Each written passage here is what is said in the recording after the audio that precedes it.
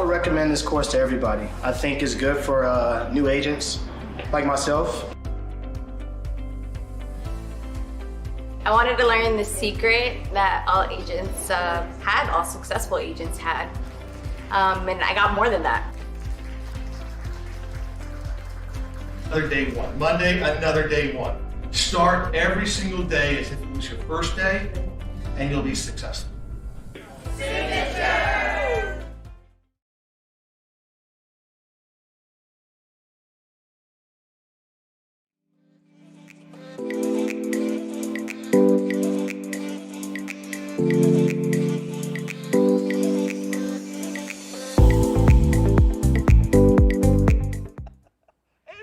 All right, good morning, Signature. Welcome to our Signature sales meeting. I'm Chris Bishop, and I'm here to host another episode, and hopefully the last one. Another of It's Not Soup Yet. They're going to distract me the entire time because it's funny to them. It's not funny to me, but we're going to go through the legislative update, some history on the legislative process, and go through all those amazing pieces. But before we do that, I think we have a mortgage update from Prosperity, and I think because he's standing up here close to the front, it's going to be our very own Tony. Tony, come on up, give us a mortgage update. Give him a round of applause. Tony. Stand over here if you would, so that they can see you at home. Good morning, everyone. Morning. With that intro, how could I fail, right? Something like that. I had responded to a post in Agents of Signature just recently, and I guess there's a misconception out there about credit and pulling credit and the impact it has, et cetera, et cetera. I think we know what the perception is. Oh, my credit, if you pull it, will my score go down? This particular post actually suggested the score would go down 20 points. Let me tell you, and I pointed out, I said, that's not going to be the case. Okay? Your FICO score has to be pulled several times in a short period to have that kind of an impact. It really does. And again, I understand people are very protective of their credit. We hear of credit being hacked. We hear of sometimes multiple pulls, the credit being pulled when the borrower doesn't know about it. So I understand why people would be concerned about that. People would also use it as a shield or an excuse, if you like, or a reason not to move forward with something. I know what that's all about also. But just to clarify, when I get a new borrower, and we have an initial conversation, we'll talk about programs, DPA if necessary, and I also point out that we have a credit analysis program that doesn't cost them anything, and that might get their attention. So it's a pretty good selling point. We have several tools that we can utilize. The other thing that I say is that I typically will ask, what's your credit? Most people will know or at least have an idea of the range where their FICO score's at. More often than not, they're higher than it actually is, but there's two reasons that I ask that. The first is it gives me an idea of whether or not we're likely to need, it's a red flag, we're going to need some help. And if they're on a short-term lease, obviously we're going to need it pretty quickly, or they're looking to buy quickly. The other reason, and the main reason I ask, is that if they subscribe to any of the services out there, you all know what they are, Credit Karma, freecreditreport.com, Experian, et cetera, the score reported through those services is almost always higher than the score on the credit report that we generate, almost higher. Credit Karma is real, but I've got a good segue for that, Tom. Those reporting services provide an generalized overview of the credit. The report that we pull is specific to the mortgage industry. And that's another way of saying, depending on the type of account, it's going to be weighted differently based on the type of account or credit that they're applying for. Okay, student loans, car loans, credit cards, that, believe it or not, they're going to get a score every time, a different score every time. And that's right away, I'm setting the expectation that the score that you're seeing right in front of you right now is not going to be the score that you see on our report. So rather than, I don't say anything, we pull the report, now the score's 20 points less than what they're seeing. Well, now you pulling my credit has dropped my score 20 points. No, it hasn't. No, it hasn't. It was there all along. You were just looking at information from a different source. Okay? So there's an education process here, I understand that. And me standing here and explaining to you is not going to change the perception that's out there. But I think with the lender that you work with, we can present those things and posture those things so that buyers are just more well attuned, more informed, more educated about the credit process and what it takes. Okay? As I said, real quick, we do have other options in terms of to get FICO scores up. And again, we can be pretty quick. We have a credit specialist in-house now who's very good, can save the borrowers a lot of money. So any inquiries or any questions, let me know by all means. Good? Yes? Good, Keith? Thank you for crediting us with that great information, Tony. You don't want to get me started on a FICO. So do we have any wants and needs, any listings anyone wants to pitch while they're here? Real quick, going once. We have a listing going live today, a 3-bedroom, 2-bath on Decatur and Gowan, 1,900 square feet roughly, in-ground pool and spa, going live for $438. Nice. Anybody else? Anybody else? Don't be shy. Going twice. Sold. Okay, I'm going to read one of these because it's funny, not because I have to. So I'm going to read the first one. Tom thought, for a holiday weekend that we should have some humor in our lives, and so he found the worst jokes possible. Okay, so concerned parent says, my son has been eating electrical cords. What do I do? Dad said, ground him until he conducts himself properly. Child says, Daddy, do trees poop? And he says, of course. How do we get number 2 pencils? There's one more. It's a real estate dad joke. Wait, there's more. Real estate agent dad, this listing is great, but it's probably better for cats. Buyer says, what do you mean? Agent says, it will take 9 lives to pay it off. These are all. Tom didn't find these. Dad said, looks like there's a big sale down at the Lego store. And child says, oh, really? Can we go? Dad says, no, people are lined up for blocks. He just keeps on going, doesn't he? Yeah. It's kind of Those are addictive. good. He flips to the My next first page. job was at an orange juice factory, but I got canned. Innocent bystander said, why? Dad said, because I couldn't concentrate. Okay. Here's Johnny Carson be going. Yeah. Those jokes are a perfect segue into what I'm going to be talking about now, and that is the history and the legislative process that we've gone through in the state of Nevada. So, first question from your mind should be, why do I even care? Yep. Why are you even here to hear this information? Why are you sitting at home in your pajamas, tuned in to this amazing show? And the answer is because if real estate is your profession, then politics is your business. Because every legislative session, we are a group of small business owners that make a decent income that doesn't pay a lot of business tax compared to other businesses. And so every session, every legislator, good, bad, or indifferent, is looking for ways to make more money for the state, and they're always looking at our profession. And so what we're going to talk about is, first off, we're going to talk a little bit about the history, what happened in some of the previous sessions, and then we're going to get into this session and which bills came up, which bills didn't pass, and which bills did pass that will affect you. So if you guys didn't know, because you living under a rock, Keith Lynham was our 2019 state president. Let's all give him a round of applause. I refuse to believe that they don't know who we are. I refuse to believe that. And can you explain why Tom and I are sitting next to each other and there's an empty chair here? It's like I'm smarter. It's like I took the middle seat and he took the aisle seat and we're just sitting next to Southwest each Light. other. So Tom is our current state president for 2023. You did a great job so far, and It ain't over yet, baby. I still Yep. have time to screw it all We up. still have Yep, enough time to impeach him. there's still odd bets going on that. And then I was your 2020 president, which I was the COVID president, unfortunately. We did that whole thing with being online. You guys are seeing me now the same way I looked then.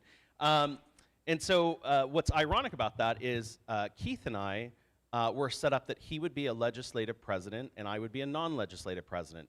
And the cool part was that I was going to have to deal with all of the legislative issues. I was just going to have to deal with the association issues. So I had this whole agenda planned out. I was going to make your lives incredible. I was going to lower your dues. It was just going to be wonderful. And so Lynham went through in his session. Everyone was talking about sales tax on service, property tax items. Same thing they're always talking about in every session. But ironically, during that session, I want you to talk about it for a minute, nothing is ever as bad as they make it out to be. And so what was your takeaway from 2019 session, and what did you see kind of come together? You know, Speak into the mic. it's been, this has been a long time coming. I'll even step back a few sessions before that. I was legislative chairman, and I think it was 13 or somewhere in there, and decided I was going to go rogue. Governor Sandoval was governor, and there was this talk about gross receipts tax, and you know how we were going to become, how we're going to fund the budget differently, and there was a whole discussion, and I back-channeled it, if you will. That's the proper term in international centrifuge of going back channels. Exactly, yeah. I've never watched that, but yeah, I got what you're saying. Another one of those references that Tom makes and nobody knows what we're talking about, yeah. But I went to back channels with a couple friends of mine and said, hey, if we, and I'm talking for myself, if we support this, you know, how does it look for realtors? And here's how, and the point of this story is, here's where we've come from. We came from 25 years ago when we were all starting this thing to barely even having a legislative blip, that we couldn't even barely get in the building.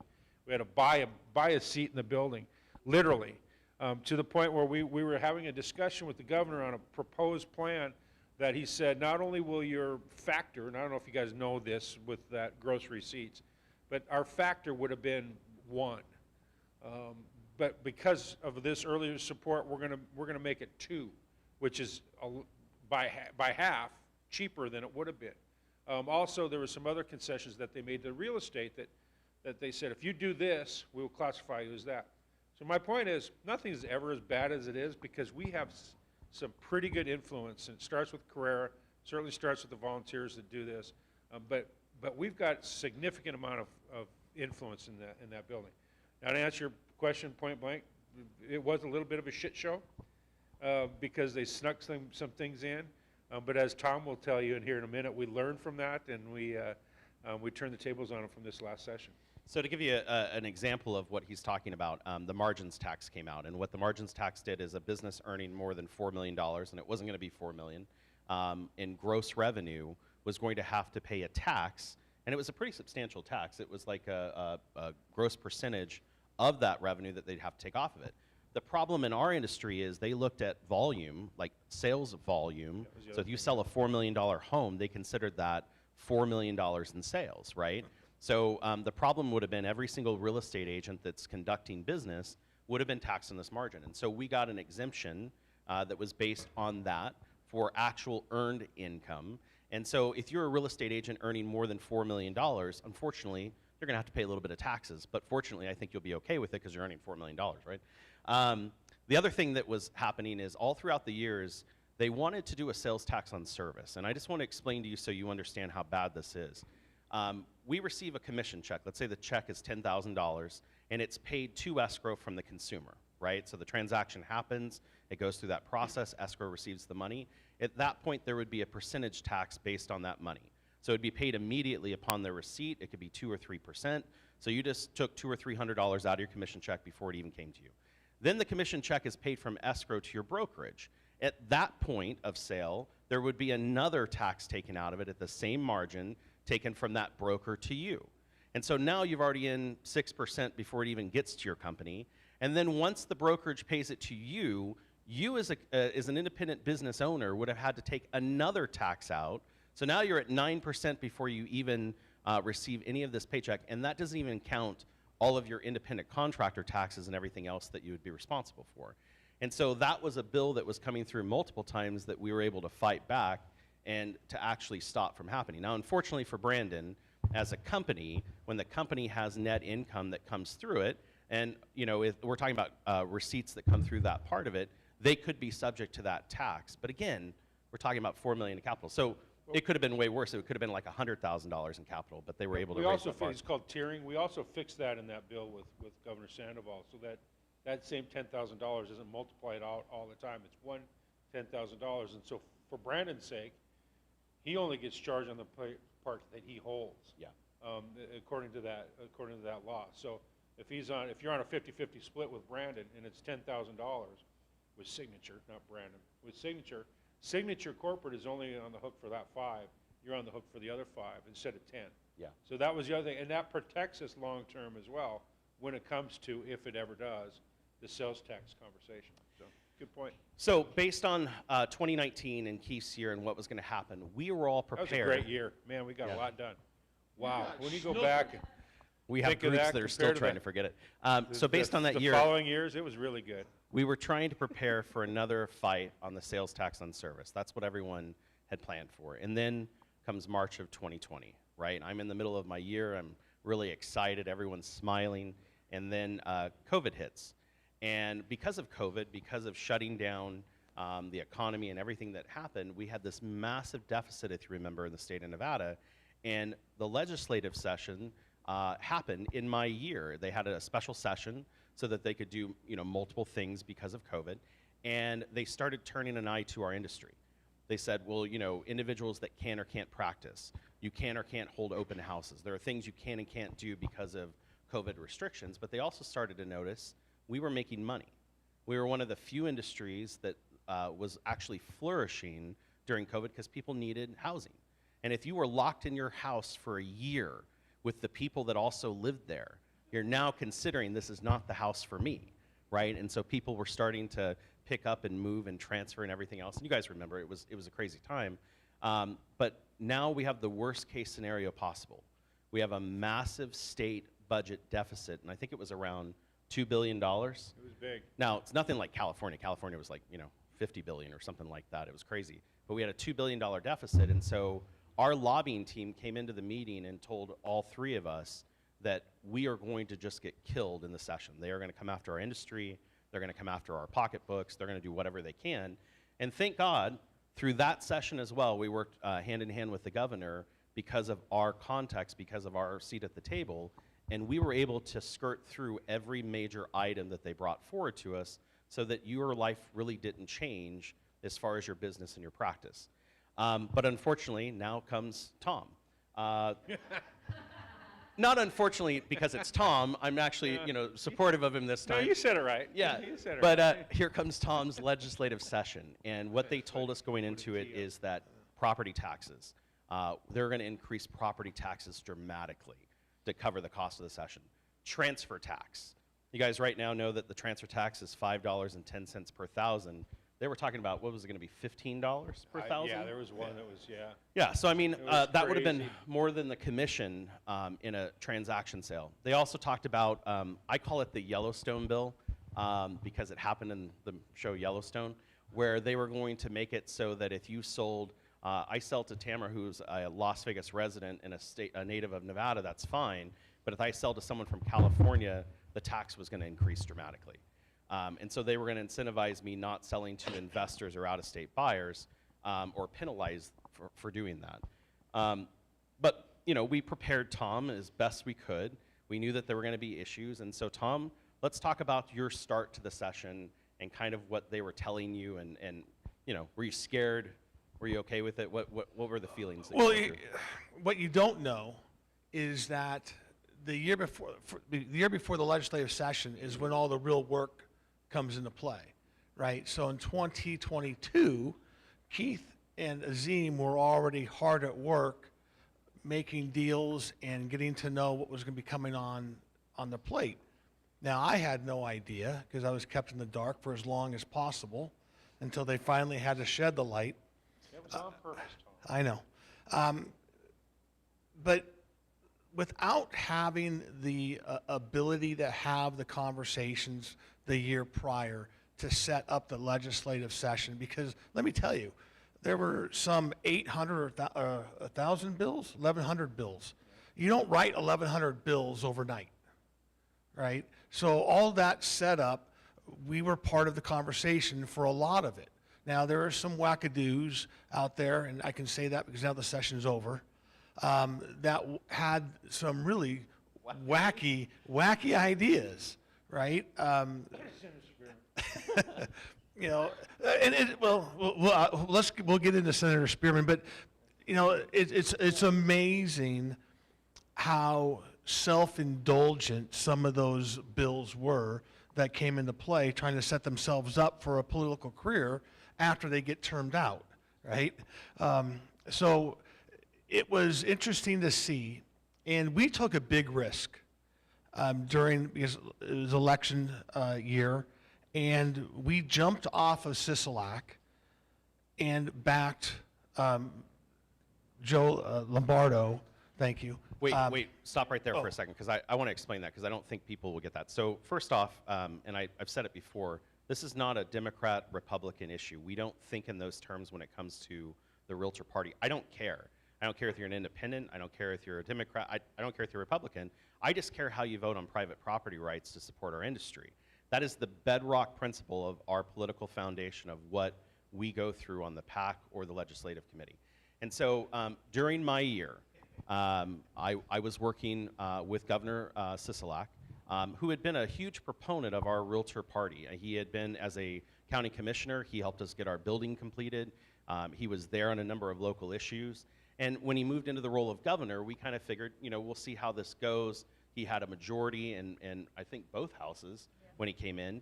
And the thing that happened is, if you guys don't remember, when COVID struck, they shut us down. You were not allowed to practice as a real estate professional. It was against the guidelines. And so immediately, my local president called me up and said, "What are you doing up there? You're just not doing anything for the industry? You're not helping us out?" And I had already been on the phone with our lobbying team. We'd already been on the phone with the governor's chief of staff, and we were able to get real estate reopened within 3 weeks. Now, reopened was a different term. You could show property as long as you were properly protected, as long as your clients were properly protected. You couldn't put them in your cars anymore. But unfortunately, the one thing that they would not let us do, he was adamant about it. You cannot do open houses. And all I can think of is, I've been to 100 open houses, and there's nothing there that's really going to cause, everyone to have a problem. But they just saw it as coming in to the property. But new home sales were still open. Yeah, new home Right? sales. You could have a new home sales track open, but you couldn't hold an open house. So because of those issues, and because of how hard we had to fight with Governor Sisolak for our industry, we felt that he wasn't the most supportive proponent for our business. And it has nothing to do against him or the fact that, like I said, party-wise. And so our greatest hope was, we knew that if Sisolak was still in office this session, he was going to raise taxes on our industry dramatically. He told us so. And so, again, that's why we kind of shifted support leading into the session to another gubernatorial candidate.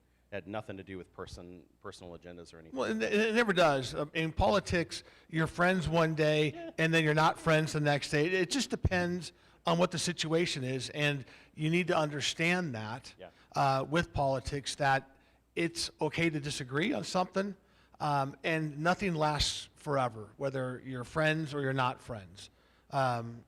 Keith and I hated each other for a long time. Well, we just didn't agree on a lot of things. I think he just let that It was out there. 286. So, 284 and you were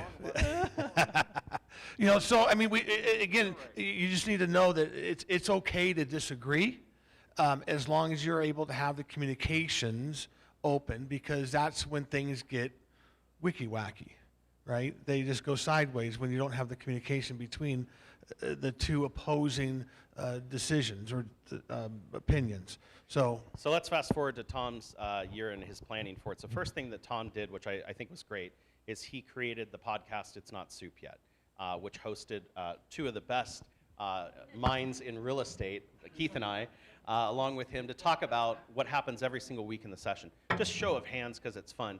Who here has seen one of those episodes? Thank God my mother raised her hand. I'm glad to know she watched one. Didn't raise your hand. What the hell's wrong with you?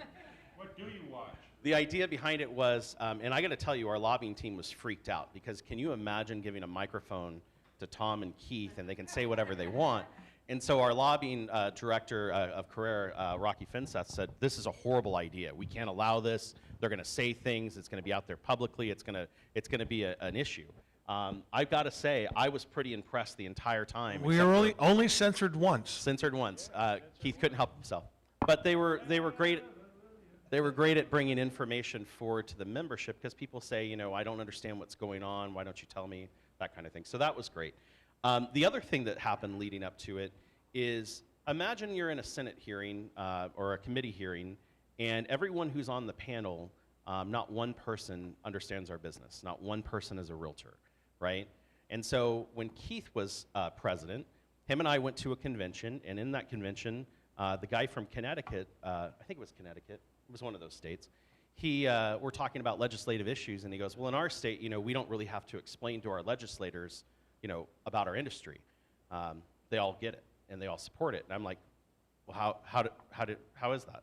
He goes, well, the governor's a realtor, the majority leader's a realtor, the speaker's a realtor, 8 people in the legislative session are realtors, and so, they all practice and they understand what we're doing. And we were talking about it, and Keith came up with the great idea of having our Realtor Champion pack, which we would go out and find realtors just like yourselves that are great business owners that want to be political. You want to run for office. And so we found 3 or 4 people that didn't know what they were getting themselves into, and we ran them for different seats, and they won. And so now for this session and for the last session, we had realtors sitting in the committee meetings that were voting members that said, wait a minute, you don't understand, this is what will happen to the real estate market, this is what will happen in the industry. And we went out and found industry partners. So people in the title industry, people in the mortgage industry, others that were supporting to our business, and we also found people that would run and support them through that. Yeah, we've got 2 former state presidents that are assembly people.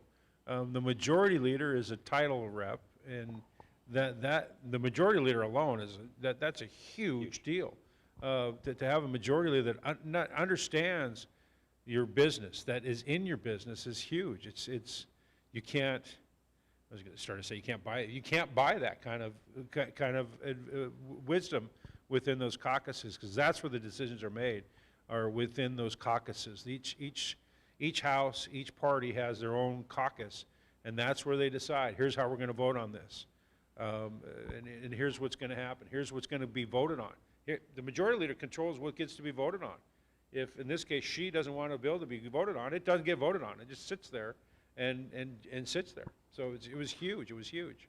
So the other thing that we did in preparation, they've been doing this for decades, is that all candidates running for office, regardless of party, receive contributions. I mean, campaign contributions from our Realtor PAC. And so when they talk to you about political survival fund and give us some of your money and pay your fair share, that money is going to pay for that, and that is what keeps our industry turning, legislatively. And so I never before really got it. I mean, my parents have been doing this forever.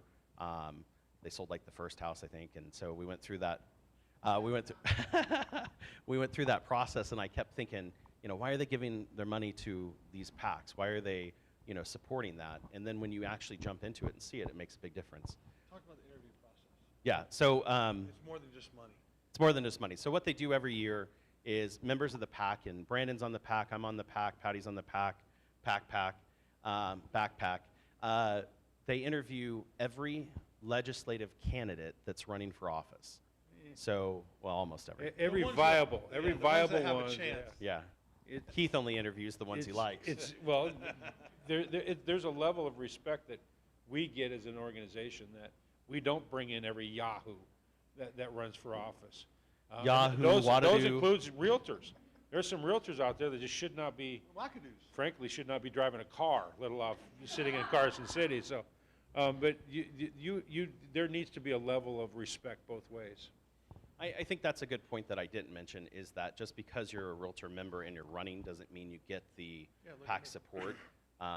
There are a lot of people that want to run for office that have no idea if they can win or not. And they have no idea if they have the funding behind them to do it. And so the PAC really does a great job of setting you up to actually win. A great example is we had an agent who was looking to run. The district they were running in, they were a Democrat, and they were running in a Republican district where it was plus 13 on the Republican side. I mean, there's no way. I mean, you could save the voter's life in a fire. They're not going to vote for you. It just wasn't going to happen. And so they would actually go through that process and help them through it. Okay, so now we're in the session. Now we're talking about soup. We're actually doing these podcasts. I can't believe I'm part of it as they're coming out. And so tell us how the session started. One more thing pre-session. Yeah. Because this sets the table for everything. And I thought this is where Tom was going. When we were in pre-session, remember, Governor Sisolak was there. We were faced with two majorities of the Democrats. The people that were in the ear of the governor, the last two people that will ever talk to the governor before any veto, before any passage, before any bill, were the chief lobbyists of the legal aid and the senator that sponsored much of the draconian landlord-tenant stuff the previous session in 19. Those are the last two people, the chief of staff and the deputy chief of staff. Those are the last words that the governor was going to get. So we, as a PAC, it wasn't easy, but we got there finally, decided that we would go with Sheriff Lombardo. The only incumbent that lost in the country was Sisolak. And I think a lot of that was due to the influence that we had early on with getting people to get on board with now Governor Lombardo. The point is, that was the table that we were faced with. And we had to come into the session. We worked with Sandra Howdegi, the majority leader, and we said, here's what we can agree on with landlord-tenant. Here's what we can agree on with rent control. She introduced a bill that the realtors and legal aid agreed on. Yeah. And it was our hopes, and it came out, I thought, still brilliantly, that we could still say, look, this is the bill we're supporting.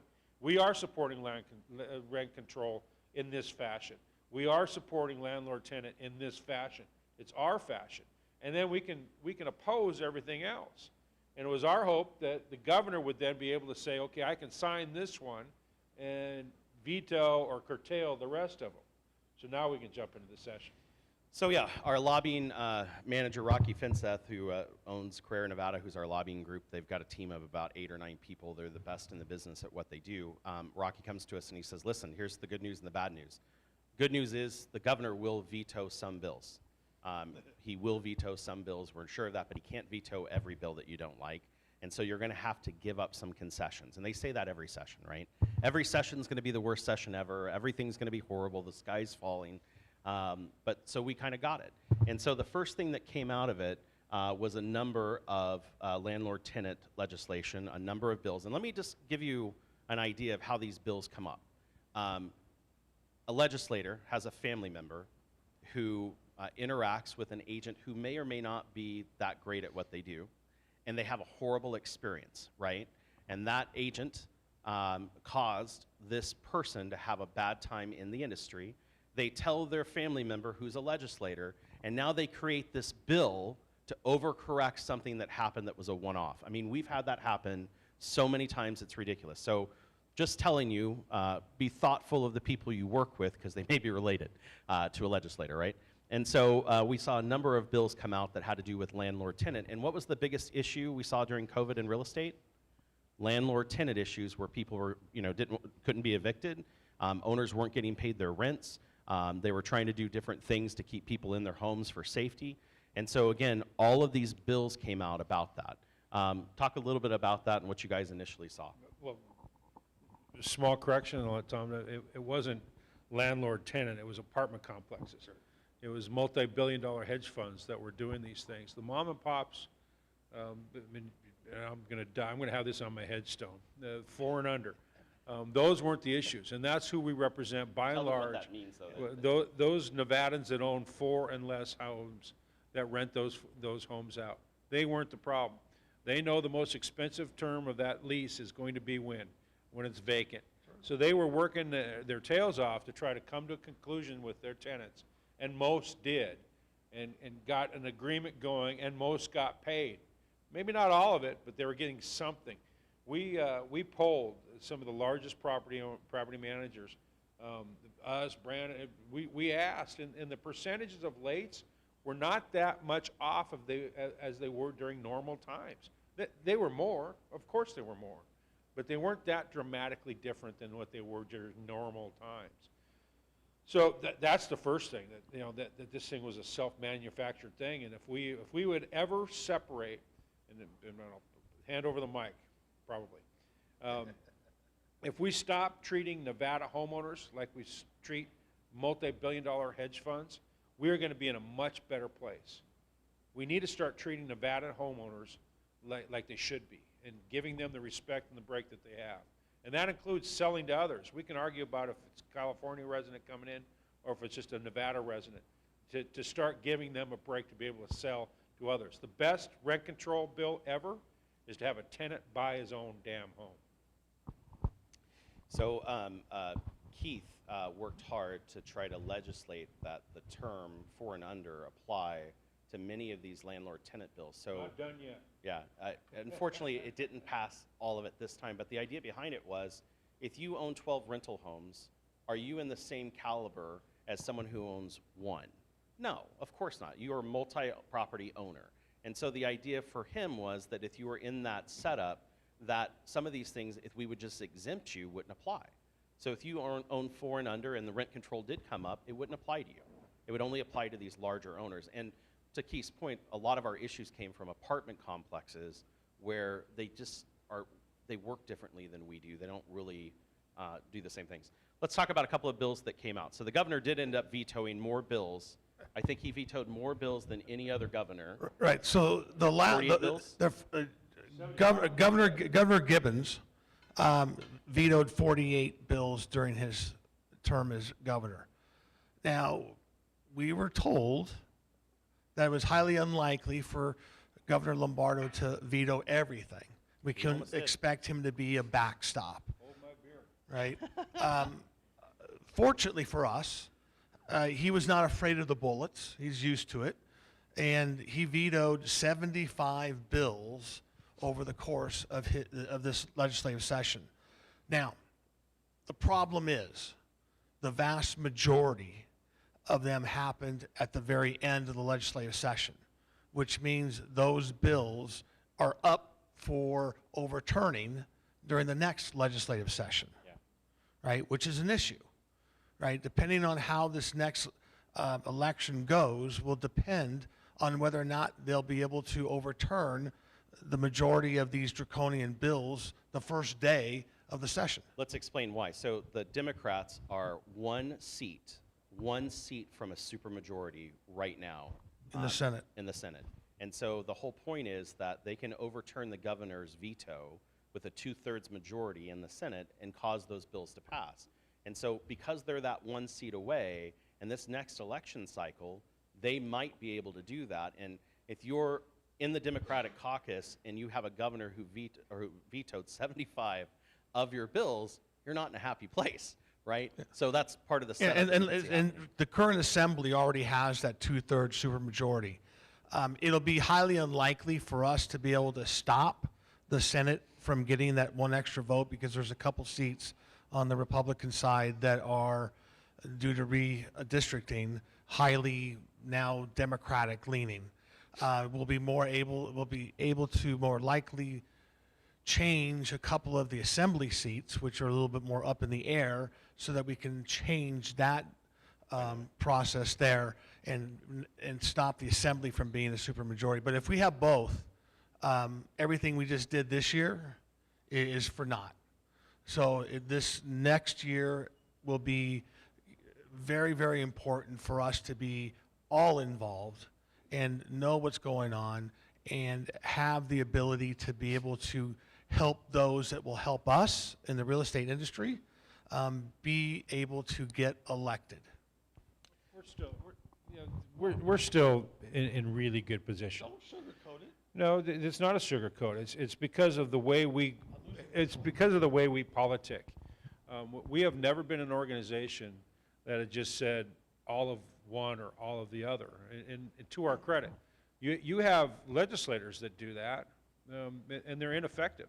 They just, they kick their feet, they hold their breath and say, no, no, no, no, or yes, yes, yes, and nobody pays any attention to them. We've never been that organization. So we're in really good position. Like I said, we went into this with a strategy. We stuck to that strategy. It's changed a little bit, frankly.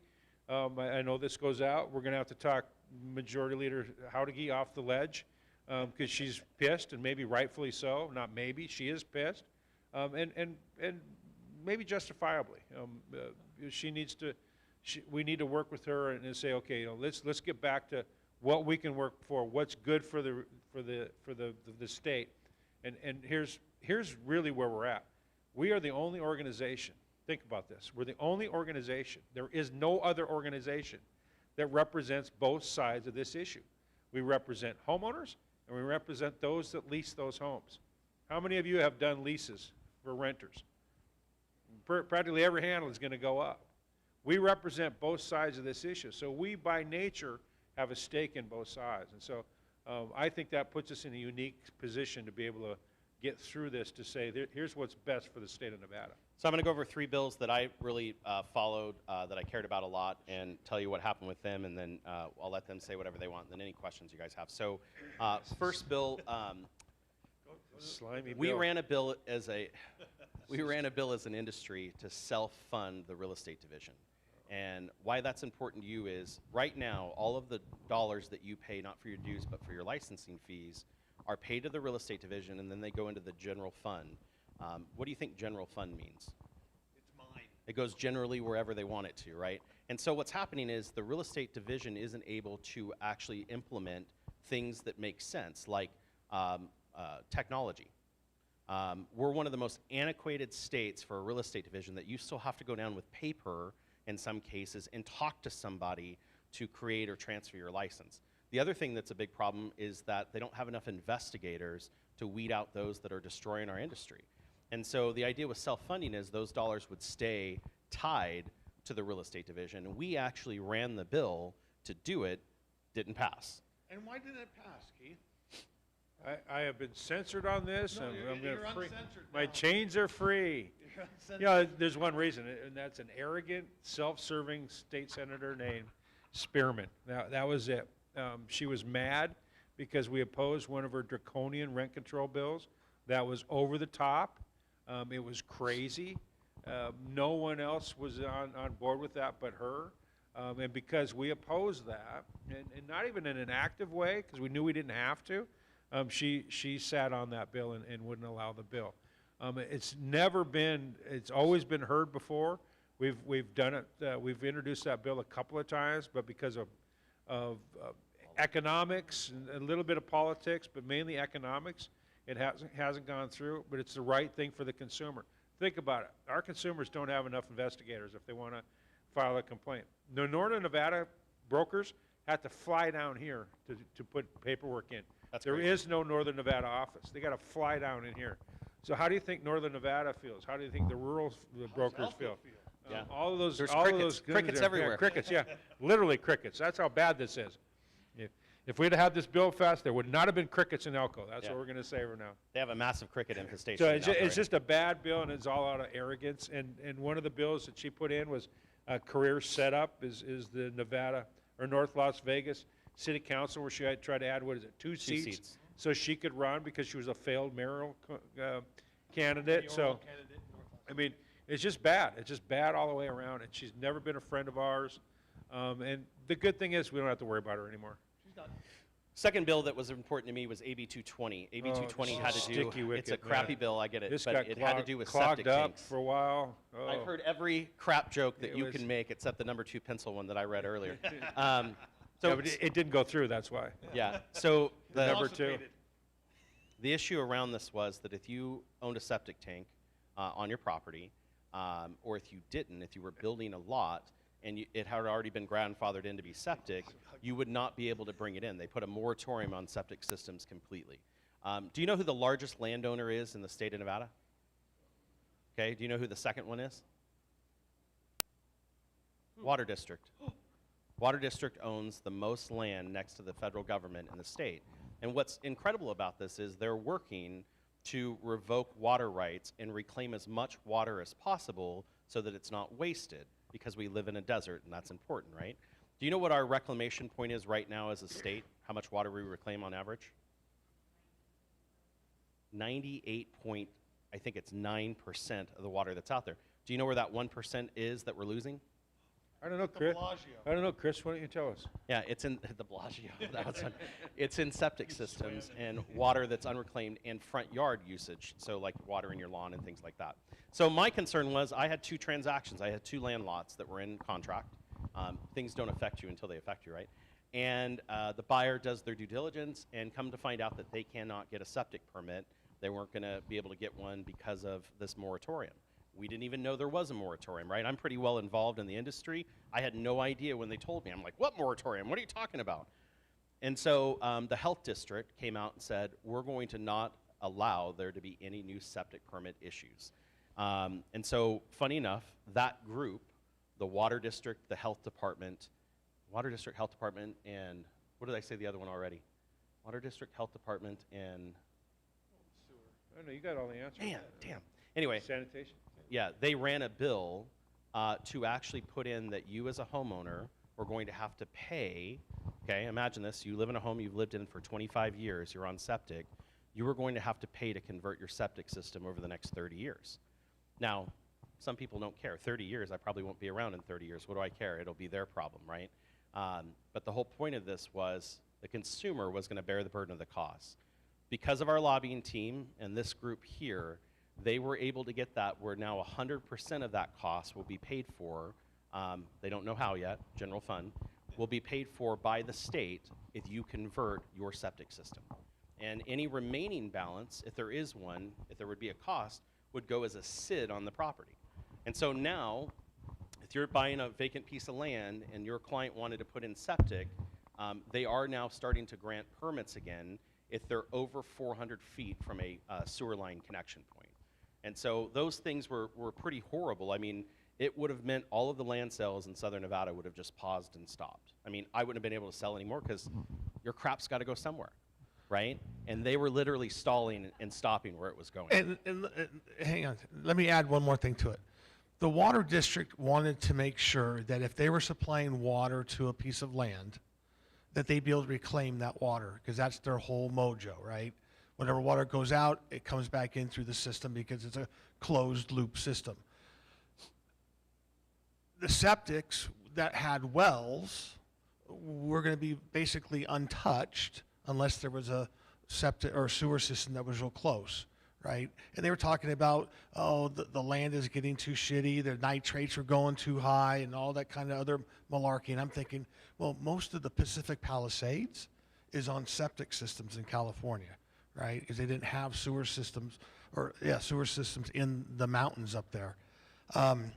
So it was, since it was their bill that they're trying to achieve this goal, it was our statement and our figuring that then you guys got to pay for it. Yeah. You guys make all this money. You want to make sure that you can do all this stuff, then pay for it. You can't push your wants on the backs of homeowners. So that's some of the stuff that was talking about. Tamara.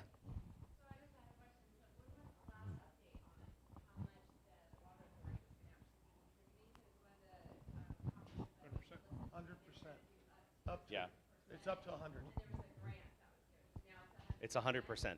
But they don't have. There's 30 years. They 30 don't years have the goodbye. money. It's a voluntary thing. They don't have the money. So and this is the end of this bill. This is where it's kind of if you're on septic and you're happy and you're living your life and you want to wait out the 30 years, it hasn't been regulated yet. You got to remember these bills pass and now they have to come down locally and be regulated. But what they're going to do is they're going to have you pay a fee because you're on your own septic system, and the reason why you're on that is because you don't want to pay sewer, right? So you're now going to be assessed a fee that would be similar to what the septic bill would be. Sewer bill, yeah, would be that you're going to be assessed because you're not converted. And so you'll pay that until you convert, right? But they will now pay for the conversion and take away the old. I was more afraid of them like coming in and doing the conversion but not taking out the old tanks. And all I could think of was the movie Poltergeist. You know, like where the bodies are popping up out of the backyard, you know? Could you imagine you buy a house and you're digging for your pool and shit. What do you dream at night? What do you eat before you go to bed? It was a great analogy. Okay, last bill, rent control. Stop the shrooms.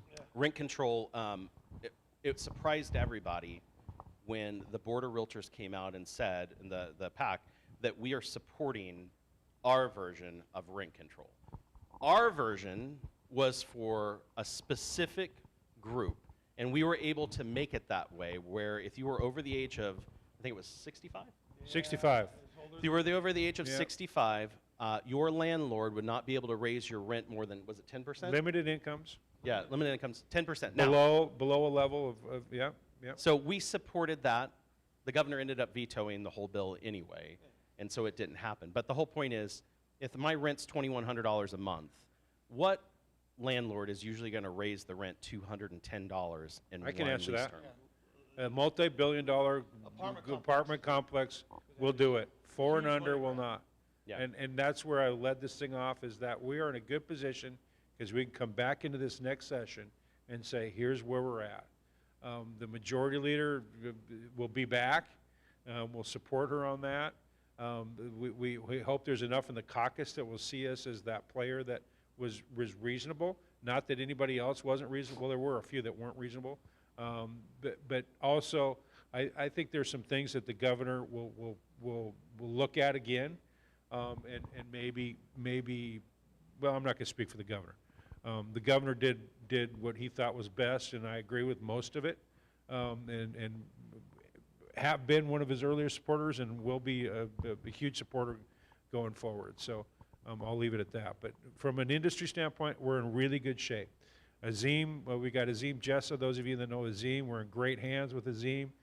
We've got someone in He's the gonna be our back that next will be our legislative president back in then, who's somewhat reasonable person in Brandon.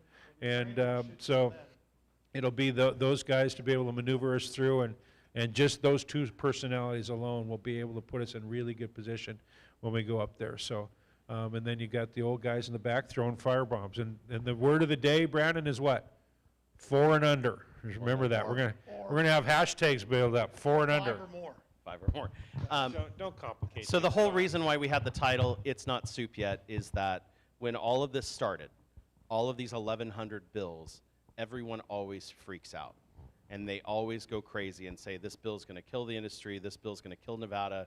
And what they don't understand is there's a lot of time between now and the end of the session. And because of that, all of these bills that are up here on paper were eliminated, and many of them, thank God, vetoed, that are there. And the whole point is things change and they migrate and they come forward. Any questions from the group on any bills or part of the session or anything that you heard or anything at all that we can answer for the group that's here? We're that good. Yeah.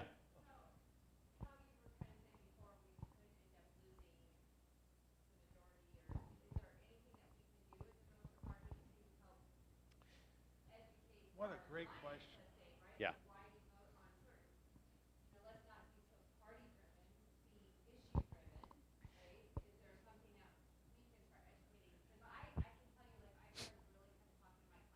Yeah.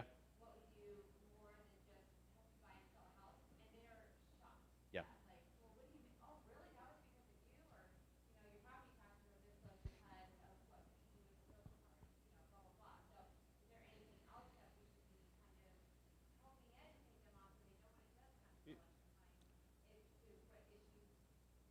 I will say first off, and this is the funny thing that, I mean, even if I was a voting Democrat, I wouldn't want my party to have a supermajority because it's not good for either party or for the state because they don't care about the other side of the argument, right? When you have a supermajority, you ram through everything that you want. Good, bad, yeah, there's no conversation. Yeah, just yes. Yes, but no. Who asked you? Yeah, people are going to get hung up on this supermajority, and the PAC already is. They're already screaming and hollering about we should have supported this loser, that loser, every other loser. I always love the opportunity for them to come back and say, well, we told you we should have supported the other guy. I mean, the guy that lost? Yeah, We should have supported them? Man, I don't know. They lost by 17 points. I don't know that our, $5,000 would have made it. But here's the point. There's supermajorities, and there's supermajorities for the local party. And I feel really good about where we're at with that. What I mean by that is some of these bills, some of these are going to get overturned pretty quickly. Some of these bills are going to get overturned. Was it dead? Tom talked too loud, too much. Wore itself out. So, some of these bills are going to get overturned, absolutely. But I think we have the ability to go in there and talk to enough in those caucuses to say, look, this is a bridge gone too far. Because a lot of these were passed at the end of the day that weren't going to get passed. Haiti Kasama, we all love her. She is one of our best advocates up there. Learned a valuable lesson in politics right at the end. And a lot of these bills were passed because of that. And so I think we have the ability to go in and say, okay, here's what we can live with, here's what we can't live with. And let's face it, some of these are not going to get voted on because they're going to want to make them even further one way or the other. So I don't get hung up on the numbers. I don't get hung up on D's and R's. It's realtor party, not D's and R's. The whole point is, yes, what you should do is find great people in your clients that understand the value of protecting private property rights. And sharing the message like you did of here's what we've done is the most important thing, because people, for years people thought of realtors one grade below a used car salesman, right? They thought we're just out it for the commission, we're just out it for the money. But then when they find out that we're the champions of home ownership and private property rights, their demeanor changes. I mean, many of these legislators we worked with had no idea what we actually stood for. And I think that's the whole point of what you should be telling them is that. And we need realtors that want to run. And so we want realtors that want to run, who understand what we're standing for. I'm not running anywhere. Yeah, no, I I got got one, short legs. I can't run very far. I got one more, and then I'll Go turn ahead. it over to Tom. Go ahead. Devin Reese. Yeah. That's who we need to run. Those of you that know Devin Reese, those that either want to know Devin Reese, call him, email him, text him, tell him, pledge money to him. I don't care where he lives. In fact, I hope he lives in one district specifically. But he's the type of person that we can count on. Can you imagine if we have Devin Reese, Haiti Kasama, and Bert Gurr, and Sandra Haudegui in that assembly caucus? Yeah, it'd be huge. That'd be huge. We've already got enough on the Senate side, but get Devin Reese. I'm going to make it a campaign to get him to be our next realtor Do you have any champion. final thoughts on the session? Devin Reese. Devin Reese. One more year. Right. So use the fact when we get into the politically, well, I don't know. Devin Reese. Yeah. Right. We come out with who we're supporting, who realtor champions are, who the realtor friendly people are. Use those items to reach out to your base of clients and let them know that these are the ones that are helpful to real estate agents and home ownership, right? Use that. Now, some people are going to get mad at me because, well, you're going to lose half the people because the other people just don't like it, and it doesn't matter if they own a home or not, they're going to be the other way. We're not Republicans, we're not Democrats, right? Texas uses the purple party, right? The red and blue, right? We don't care, and we shouldn't care if they're Republican or Democrat. What we should care about is whether or not they're good for Nevada and good for homeowners, right? I don't care about their abortion politics. I don't care about the other politics that have anything to do with the social stuff. That's irrelevant as far as I'm concerned when it has to do with home ownership and what's best for making sure that we maintain a great Nevada as far as living here, okay?